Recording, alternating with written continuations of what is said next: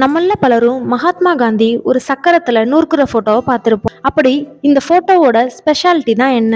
இது எப்படி அவரோட ஐடியாலஜிஸ் கூட எல்லாம் கனெக்ட் ஆகுது? மகாத்மாக்கும் அவரை ஃபாலோ பண்ணவங்களுக்கும் நெசவு அப்படின்றது சமூகத்துல உள்ள பாவர்ட்டி உட்பட எல்லா பிரச்சனைக்குமான சொல்யூஷன் அப்படின்னு பார்த்தாங்க. இப்ப இந்த நெசவு தொழில் பத்தி உங்களுக்கெல்லாம் ஒரு ஐடியா கிடைச்சிருக்கும். நம்ம தமிழ்நாட்டிலையும் பல இடத்துல இந்த நெசவு தொழில் செஞ்சுட்டு தான் இருக்காங்க.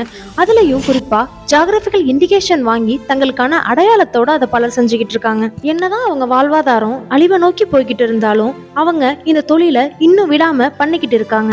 பட்டுப்புடவைய எல்லாரும் ஒரு கிராண்ட் அக்கேஷனுக்கு கற்ற லக்ஸரியா தான் பாக்குறோம். ஆனா இத காந்தியன் ஐடியாலஜி படி பார்த்தா அது நம்ம ட்ரெடிஷனையும் செல்ஃப் சஸ்டனன்ஸையும் வலியுறுத்துது. இது நாட்டோட டெவலப்மெண்ட்டுக்கு வழிவகுக்கும் அப்படின்றதுல எந்த சந்தேகமும் இல்லை. Thank you for watching and see you in the next one.